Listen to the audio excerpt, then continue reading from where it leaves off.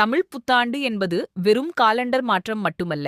அது தமிழர்களின் வாழ்வியலோடும் வானியல் அறிவோடும் ஆன்மீகத்தோடும் பின்னிப் பிணைந்த ஒரு உன்னதத் திருவிழா. இதன் பின்னணியில் பல சுவாரஸ்யமான கதைகளும் அறிவியல் காரணங்களும் உள்ளன. அந்தப் பெரிய கதையை இங்கே விரிவாகக் காண்போம். 1. பிரபஞ்சப் படைப்பும் பிரம்மனும். புராணங்களின்படி பிரம்மதேவர் இந்தப் பிரபஞ்சத்தை படைக்கத் தொடங்கிய நாள் சித்திரை முதல் நாள் என்று சொல்லப்படுகிறது.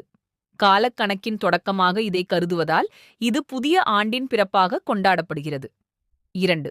நாரதரும் 60 தமிழ் ஆண்டுகளும். தமிழ் ஆண்டுகள் மொத்தம் 60, பிரபவ முதல் அட்சய வரை. இந்த 60 ஆண்டுகளின் தோற்றம் குறித்து ஒரு சுவாரஸ்யமான புராணக் கதை உண்டு.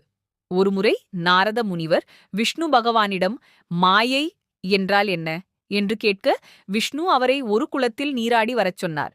நாரதர் நீராடி எழுந்தபோது பெண்ணாக மாறினார். பின்னர் ஒரு மன்னனை மணந்து 60 குழந்தைகளை பெற்றெடுத்தார். ஒரு போரில் அந்த 60 குழந்தைகளும் இறந்துவிட நாரதர் துயரத்துடன் மீண்டும் அதே குளத்தில் மூழ்கி தன் முனிவர் உருவை பெற்றார். அப்போது விஷ்ணு தோன்றி, உன் மகன்களாகப் பிறந்த அந்த 60 பேரும் காலத்தின் சக்கரத்தில் 60 தமிழ் ஆண்டுகளாக நிலைத்திருப்பார்கள் என்று அருளினார். இதுவே தமிழ் வருடங்கள் 60 உருவான கதையாகச் சொல்லப்படுகிறது. 3.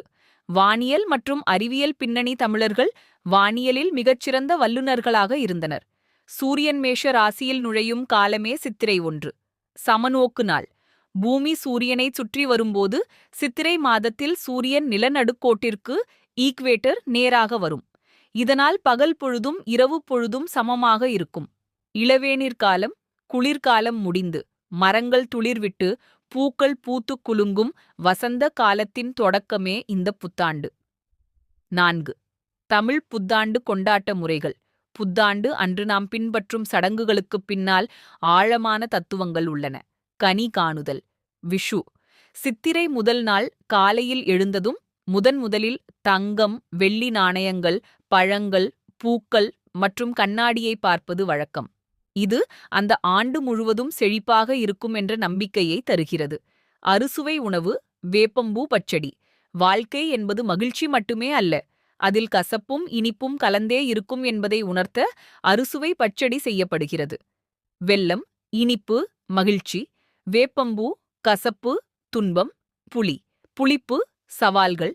மிளகாய், காரம், கோபம் வேகம். உப்பு, துவர்ப்பு உவர்ப்பு, அனுபவம். 5.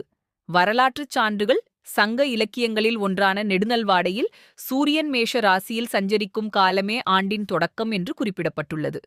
சிலப்பதிகாரத்திலும் இளவேனில் காலத்தின் சிறப்புகள் விரிவாக பேசப்படுகின்றன.